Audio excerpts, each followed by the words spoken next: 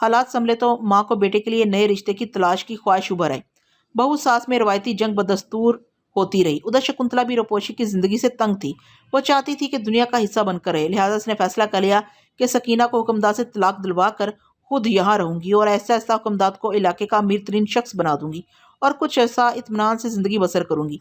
लेकिन आने वाले दिन कैसे होते हैं इसके बारे में कोई नहीं जानता। और शकुंतला की तो पूरी जिंदगी पुरस्कारियत से पुर थी। नान छोले खाओ राजू। आवाज सुनकर राजू ने आहिस्तगी से सर उठाया तो अजनबी नजरों से सामने खड़े मैले कुचैले कपड़ों में मलबूस एक बूढ़े आदमी को अपनी तरफ घूरते पाया। मुझे भूख नहीं है, लेकिन आपको मेरा नाम कैसे पता चला? मुझे तो ये भी पता है कि तुम कल सुबह से भूखे हो, और मैं ये भी जानता हूँ कि तुम्हारी दो बहनें घर में पाकाकशी की हालत में बैठी। आप कौन है? राजू अपनी जगह पर खड़ा होकर हैरत के समंदर में डुबकियां खाने लगा। और क्या ये बात भी सच नहीं कि आखिरी चंद रुपए भी तुम गुज़िश्ता रात जुए में हार चुके हो? आप तो बहुत पहुंचे हुए लगते हैं बाबा जी। मैं तुम्हें वहां तक पहुंचा सकता हूँ जहां तुम्हारी सोच का पंछी भी नहीं पहुंच सकता। बूढ़ा राजू को शायद मुकम्मल जिच और हैरान करने के मूड में नजर आता था। आप तो कोई रहमत का फरिश्ता है बाबा जी। आप तो मेरा आगा पीछा सब जानते हैं। मेरे पास ज्यादा वक्त नहीं है। बूढ़े का लहजा यकदम दरश्त हो गया। अगर जिंदगी में कामयाबियां चाहते हो, खुशियों पर अपनी हुक्मरानी कायम करना चाहते हो, तो आज रात ठीक 1 बजे इस पते पर आकर गेट पर लगी कॉल बेल बजा देना। सफेद दाढ़ी और घनी सफेद मूछों वाले बुजुर्ग ने विजिटिंग कार्ड राजू की तरफ बढ़ाते हुए कहा। राजू ने एक उचटती नजर से विजिटिंग कार्ड को पढ़ा तो उसकी आंखों में ताजुब के साए लहरा गए, क्योंकि कार्ड पर सिर्फ पता लिखा था। राजू ने फौरन नजर उठाई ताकि बूढ़े से इसका नाम पूछे, लेकिन बूढ़ा उसे कहीं नजर न आया। हालांकि शाम का वक्त गहरे बादल और हल्की बूंदाबांदी शुरू होने से लियाकत बाग में तहद्दे नजर वीरानी थी। वो फौरन अपनी जगह से खड़ा हो गया, चारों तरफ नजर दौड़ाई, लेकिन वो बूढ़ा तो ऐसे गायब था जैसे गधे के सर से सींग। ये एक खूबसूरत बंगला था जो कई कनाल पर मुश्तमिल था। आम आबादी से जरा हटकर इसके एक तरफ गंदा नाला और दूसरी तरफ दूर तक जाती हुई दरख्तों की कितारें थी, और पिछली तरफ खाली प्लाट गंदगी से हटा हुआ था। सामने 30 फीट चौड़ी शाहराह जिस पर गाड़ियां दिन भर फराटे भरती रहती थी। राजू ने बाग से निकलते ही इसकी तलाश शुरू कर दी थी और इशा के वक्त बंगले को देखकर और अच्छी तरह इसकी पहचान करके वापस चला गया था। इस वक्त रात का 1 बजा था। इस वक्त राजू अपनी साइकिल पर आया था। बंगले का काले रंग का एक बहुत बड़ा गेट था और मेन गेट पर कोई चौकीदार या कोई कुत्ता वगैरह भी ना था। राजू गेट पर सोच में गुम था कि मैले कपड़ों में मलबूस बूढ़े का इस आलीशान बंगले से क्या ताल्लुक है। कहीं मुझसे गलती तो नहीं हो रही। राजू ने यह सोचते हुए अपनी जेब से तारफी कार्ड निकालकर दोबारा देखा तो बहुत हैरान हुआ। कार्ड पर लिखा हुआ पता दुरुस्त है। अभी वो सोचों में गुम था कि काले देव हैकल गेट के पट चिरचिराने लगे और रात के काले सन्नाटे में गेट अंदर की जानब खौफनाक चिरचिराहट की आवाज के साथ होले होले खुलने लगा। खौफ की एक लहर इसके अंदर सरायत कर गई और फिर इसकी हैरत की इंतहा न रही जब इसने देखा कि गेट खोलने वाला कोई भी न था। गेट से लेकर सामने बरामदे तक खूबसूरत रविश सारा बंगला अंधेरे में डूबा था। अलबत्ता बरामदे के एक कोने वाले कमरे से हल्की सी रोशनी छन रही थी। भाग चलो राजू, ज़हन के दरीचों से तनबीह भरी सोच उभरी, लेकिन डर पर तजस्सुस गालिब आ गया। लम्हे भर में राजू ने अदर कदम रखने का फैसला कर लिया और चौकन्ने अंदाज में गेट से अंदर आकर रोशन कमरे की तरफ बढ़ना शुरू कर दिया। चरर चरर खटाक की आवाज पर राजू चौंक कर तेज से पलटा तो गेट बंद हो चुका था। खौफ की एक और लहर उभरी जो रीढ़ की हड्डी में उतरती चली गई। वो गहरा सांस लेकर रह गया और सोचा, अब तो अंदर आ चुका हूँ, दरवाजा भी बंद हो चुका है, तो जो होगा देखा जाएगा। जिंदगी में पहले कौन सी खुशियां भरी रही हैं जो अब नई तकलीफ से डरा जाए। ये सोचते हुए वो कदम कदम चलने लगा। अंदर झांका तो सजा सजाया कमरा खाली पाया, लेकिन इस कमरे से मुल्हिका एक और कमरे का दरवाजा भी अंदर था जिसमें रोशनी तेज थी। वो खिड़की से हटकर दरवाजे की तरफ आया और कमरे के अंदर आकर अगले कमरे की तरफ बढ़ा। अंदरूनी कमरे के दरवाजे से दाखिल होते ही राजू ठुठक कर रुक गया। कमरे के बीचों बीच तकरीबन 40 साल खूबसूरत फैशनेबल खातून घुटने जमीन पर टकाए और दोनों हाथ मुखालिफ सिमतों में उठाए हुए खड़ी थी। खातून के शानों तक तराशीदा बाल बिखरे हुए थे और साड़ी का पल्लू जमीन पर पड़ा हुआ था, जबकि खातून के नथनों और कानों और मुंह से सफेद गाढ़ा धुआं मुसलसल इस तरह निकल रहा था जैसे कोई सिगरेट का लंबा कश लगाकर सिगरेट का धुआं छोड़ रहा हो। जैसे बाहर ना आया था कि इसकी नजर कमरे की दीवार से टेक लगाए इस बूढ़े पर पड़ी जो शाम को उसे अपना कार्ड दे आया था। वो आलती पालती मारे बैठा था और इसके सामने कोयलों की अंगीठी दहक रही थी जिस पर एक मुर्दा तोता पड़ा जल रहा था। शायद कुछ देर पहले जिंदा था, जिसे इसने जला दिया था। तकरीबन 1 मिनट इसी आलम में गुजर गया, लेकिन कमरे के मंजर में कोई तब्दीली वाकया ना हुई। अचानक उसे अपने शाने पर किसी नरम हाथ की मौजूदगी का एहसास हुआ। वो तेज से पलटा तो अपने सामने खूबसूरत मगर जुआ सा लड़की को खड़े पाया। गुदास जिस्म और सांवली रंगत की यह हसीना जीन्स और शर्ट में मलबूस हल्की मुस्कुराहट के साथ इसको देख रही थी। लांबे सिल्की बाल इंतहाई सलीके से चोटी में गुंदे हुए थे। आओ मेरे साथ। ये कहते हुए लड़की इसका जवाब सुने बगैर पलटी और 90 तुले कदम उठाती अंदर वाले कमरे में जहां वो बूढ़ा और खातून थे घुसती चली गई। राजू के कदम भी बेख्तियार इसके पीछे उठे और वो दोनों इस कमरे से गुजर कर एक और कमरे में आ गए। कमरे में दाखिल होते ही खटाक की आवाज आई। राजू ने घबराकर तेजी के साथ उसे पीछे देखा तो पता चला कि दरवाजा बंद हो चुका है। इतने में इस हसीना की मुतरन्नम हंसी की आवाज सुनाई दी। डर गए? वो फिर हंसी। ये सब क्या है और तुम कौन हो? बताती हूँ, सब बताती हूँ, पहले तुम बैठो तो सही राजू। लड़की ने अंदाजे दिलरुबाई से दोनों हाथ इसके शानों पर रखकर नीचे धकेलते हुए कहा तो वो धड़ाम से आरामदेह सोफे पर गिर गया। इसको मेरा नाम कैसे मालूम हुआ? राजू की पेशानी पर कतरे उभरने लगे। लड़की सामने ही दूसरे सोफे पर बैठ गई। कमरे की एक एक चीज से नफासत और मारत टपक रही थी। अब लड़की ने सोफे के बाजू पर कोहनी टकाई और हथेली पर थोड़ी रखकर उसे अपनी आंखों की लंबी लंबी पलकें चिपका चिपका कर दिखने लगी। वो उसकी मुस्कुराती नजरों की ताब ना लाकर नीचे देखने लगा। राजू आ गया रमिया। बूढ़े की आवाज सुनकर इसने दरवाजे की तरफ देखा तो बूढ़ा कमरे में दाखिल हो रहा था। बूढ़ा शाम की निस्बत इस वक्त खासा पुरस्कार नजर आ रहा था। इसके पीछे पीछे सफेद साड़ी वाली खातून भी थी। दोनों आकर सोफे पर बैठ गए। सफेद साड़ी वाली खातून बेतकल्लफी से राजू के साथ बैठ गई। ये सब क्या है बाबा जी? राजू बदस्तूर सहाराना कफियत में था। उसे ये सब कुछ ख्वाबदीदा मंजर मालूम हो रहा था। सुनो, बूढ़ा खनकार कर बोला, लेकिन पहले आराम से बैठो, डरो नहीं, तुम यहाँ बिल्कुल महफूज हो। बूढ़ा धोती कुर्ता पहने था और काले रंग की एक बड़ी सी चादर इसके शानों पर थी। मेरा नाम राजेश है और ये, वो साड़ी वाली खातून की तरफ इशारा करके बोला, मेरी बेटी सुमन है। और लड़की के शाने पर हाथ रखता हुआ बोला, ये मेरी नवासी रमिया। मैं काले इल्म पर दस्तरस रखता हूँ। बैर महाबैर और संख्य मेरी कुदरत में है। मेरी उम्र 75 साल है और मेरे इल्म ने मुझे बताया है कि अब मैं ज्यादा अरसा नहीं जी सकूंगा। मौत मेरे सर पर मंडला रही है, लेकिन मरने से पहले मैं अपनी तमाम पुरस्कार कुव्वतें अपनी बेटी के सुपुर्द करना चाहता हूँ। आप लोग हिंदू हैं? उसके मुंह से अचानक निकला। जी, आपको कोई तकलीफ? रमिया कोलों पर हाथ रखकर खड़ी हो गई। मेरे बाद मेरी बेटी और नवासी को एक मर्द साथी की जरूरत होगी। राजेश ने हाथ के इशारे से रमिया को बिठाते हुए अपनी गुफ्तगू जारी रखी। मैं एक मुसलमान हूँ, राजू ने खड़े होते हुए कहा, और आपसे इस सिलसिले में कोई तावन नहीं कर सकता। और दरवाजे की तरफ बढ़ा, लेकिन दरवाजे के करीब पहुंचते ही उसे शदीद झटका लगा। वो उछलकर पुस्त के बल फर्श पर गिरा। अगर कारपेट के नीचे बिछा हुआ दबेज फोम ना होता तो शायद जख्मी हो जाता। गिरते ही इसे सुमन और रमिया के खनकते कहके सुनाई दिए, जैसे वह उसकी बेबसी और नासमझी पर हंस रही हूं। अलबत्ता राजेश की आवाज उभरी, यहां तुम अपनी मर्जी से हो, लेकिन हमारी रजामंदी के बगैर तुम जा नहीं सकते। बुरे फंसे राजू, इसने अपने दिल में कहा। चलो, जो होगा देखा जाएगा। और फिर वो आहिस्ता आहिस्ता बेदली से चलता हुआ वापस अपनी जगह पर बैठ गया। बस निकल गई हवा? रमिया ने शोखी से पूछा, मगर वो उसे कोई जवाब न दे सका। यहां तुम्हें कोई तकलीफ नहीं होगी? राजेश बदस्तूर संजीदा था। इसके लहजे में कोई तलखी या तंज नहीं था। करना क्या होगा मुझे? हर वो काम जो हम कहें। सुमन ने पहली बार जुबान खोली, जो इस लड़की की मां होने के बावजूद खासी स्मार्ट और मुतनासिब जिस्म वाली थी। रमिया सी आवाज इसकी भारी लेकिन कानों को भली लगने वाली थी। लेकिन बूढ़ा राजेश तो किसी सूरत सुमन का बाप नहीं लगता था, बल्कि वो लिबास और शक्ल से कोई भीख मंगा लगता था। राजू सोच रहा था, लेकिन इसके बावजूद यकीन करो, मैं सुमन का बाप और रमिया का नाना हूं। राजेश की आवाज सुनकर वो बुरी तरह चौंक उठा। ये तो ख्यालात भी पड़ सकता है। तुम्हारा ख्याल बिल्कुल सही है, राजेश फिर बोला, और वो हुनकों की तरह उसे तकने लगा। वो समझ गया कि वो काले इल्म पर अबूर रखने वालों के नरके में आ गया है। यहां से फरार मुश्किल है। सुनो राजू, राजेश अपनी जगह पर खड़ा होते हुए बोला, मेरे पास अब वक्त कम है, मेरी बातें गौर से सुनो। हम हिंदू और काली माता के पुजारी हैं। जब पाकिस्तान बना तो लाहौर में मेरी अच्छी खासी जायदाद थी, जिसकी वजह से मैं भारत ना गया और मैं और मेरी बीवी लक्की यहीं रहाइश पजीर हो गए।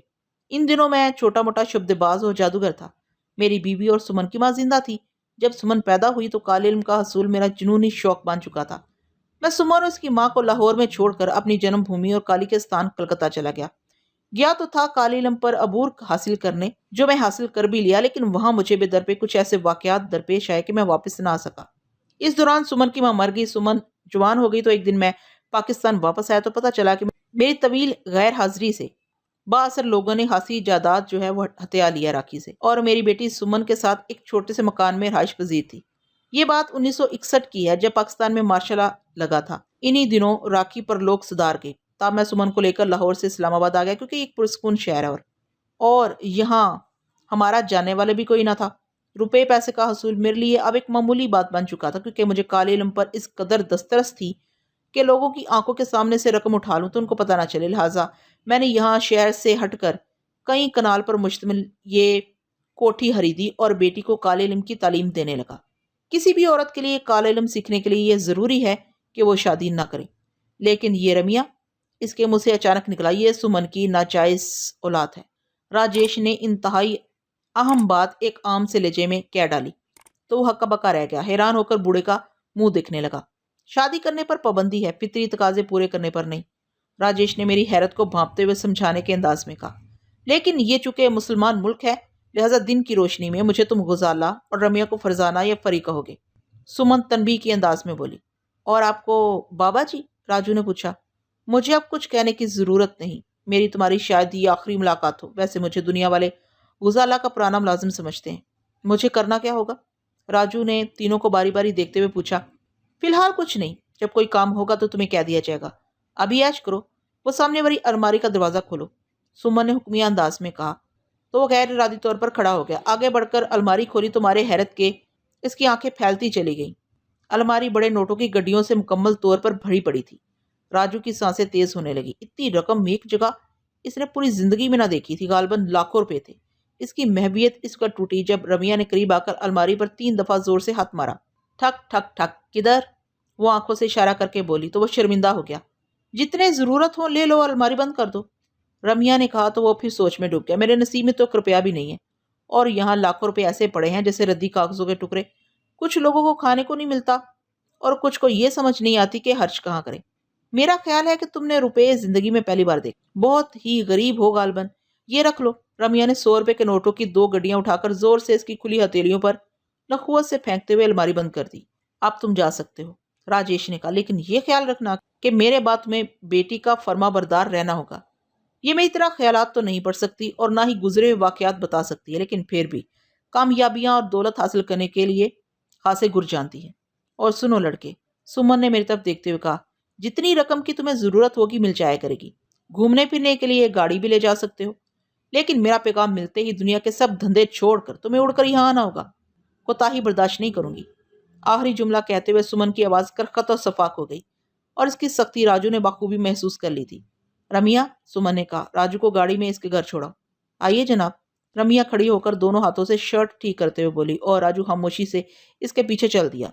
बरामदे में पहुंचकर देखा तो एक बिल्कुल नई होंडा कार्ड गाड़ी खड़ी थी। इसकी आंखों में हैरत उभर आई, क्योंकि इसे याद था कि जब वो आया था तो बंगला बिल्कुल वीरान था और कोई गाड़ी ना थी, लेकिन इस वक्त कुछ लाइटें भी जल रही थी और गाड़ी भी मौजूद थी। ड्राइविंग कर लेते हो? रमिया गाड़ी की चाबी लहराते हुए बोली। कर तो लेता हूँ, लेकिन इस वक्त नहीं कर सकूंगा, राजू ने ऐस्तगी से कहा। तो रमिया खिलखिलाकर हंस पड़ी। मैं तो हैरान हो रहा हूँ आप लोगों को देख देख कर, वो अगली सीट पर बैठते हुए बोला। मुझे तो तुम हैरान कम और परेशान ज्यादा दिखाई देते हो, रमिया ने इसकी आंखों में बराह रास्त देखते हुए गाड़ी स्टार्ट करते हुए कहा। लेकिन अगर जिंदगी को एंजॉय करना चाहते हो तो तमाम परेशानियां और उलझनें जेन से कुरच दो। रमिया ने गाड़ी गियर में डाली और एक्सीलेटर पर एकदम पांव का दबाव बढ़ा दिया।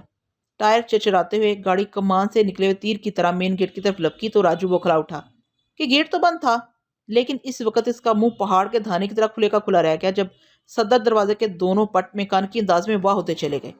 थोड़ी देर बाद गाड़ी बड़ी रवानी से सड़क पर फराटे भरती जा रही थी। होंठ बंद करो वरना मक्खी बढ़ जाएगी, रमिया शोखी से बोली। मुझे दुनिया फरजाना के नाम से जानती है और तुम भी आइंदा मुझे फरजाना या फरी कहोगे। दूसरी बात यह है कि तुम अब अपने आप को हमारा साथी और सिस्टम का हिस्सा समझो और ममा की बात को मामूली ना समझना कि जब हम बुलाएं तो सब कुछ छोड़ छाड़ कर पहुंचना होगा। बाकी बातें तुम्हें आहिस्ता सब समझ आ जाएंगी। गाड़ी इस वक्त ब्लू एरिया चौक से 0 पॉइंट की तरफ इस्लामाबाद हाईवे पर रवा थी। डैशबोर्ड के नीचे की घड़ी 3 बजे का वक्त बता रही थी। 3 बजे का वक्त बता रही थी। जुलाई का महीना था, इसका मतलब ये हुआ कि अभी सुबह की अजान होने में तकरीबन आधा घंटा बाकी था। थोड़ी देर में वो मरी रोड पर थे। जब कमेटी चौक से गुलस्तान सिनेमा के सामने से गुजरते हुए ढोक इलाही बख्श की तरफ गाड़ी मुड़ी तो मैं फिर चौंक उठा। तुम्हें मेरे घर का पता है? क्या सही रास्ते पर नहीं जा रही हूँ? फरजाना ने उल्टा सवाल कर दिया। तुम्हें कैसे पता चला कि मैं इस तरफ रहता हूँ? इस तरफ क्या, मैं तो तुम्हें घर के सामने उतारूंगी। और इस वक्त तो राजू की हैरत की इंतहा ना रही जब फरजाना ने गाड़ी गली नंबर 104 में मोड़ी और एन राजू के टूटे फूटे मकान के सामने रोक दी। ले जनाब, फरजाना ने दोनों हाथ स्टीयरिंग पर जमाकर और सर हाथों के ऊपर रखकर मेरी तरफ देखते हुए मुस्कुराकर कहा। मैं पागल हो जाऊंगा? सुनो राजू, फरजाना एकदम संजीदा होगी, बात बात पर बेवकूफ़ों की तरह मुंह खोलना छोड़ दो। उतरो नीचे गाड़ी से, उल्लू का पठा। गाली सुनकर राजू का मीटर घूमने लगा, लेकिन फिर वो जब्त कर गया। राजू गुस्से से नीचे उतरा और जोर से दरवाजा बंद किया और अपने मकान का दरवाजा आगे बढ़कर खटखटाया, लेकिन किसी ने दरवाजा ना खोला तो चंद सातों बाद फिर दरवाजा खटखटाया। पीछे की तरफ देखा तो दिल उछलकर हलक में आ गया। गाड़ी मौजूद ना थी, हालांकि ज्यादा से ज्यादा 5 सेकंड के बाद राजू ने पीछे देखा था। इतनी देर में तो गाड़ी का रिवर्स होना इस लंबी गली में नामुमकिन था, और फिर गाड़ी की आवाज भी ना आई थी। मुमकिन था हमारे हैरत के राजू बेहोश हो जाता कि अचानक दरवाजा खुलने की आवाज आई।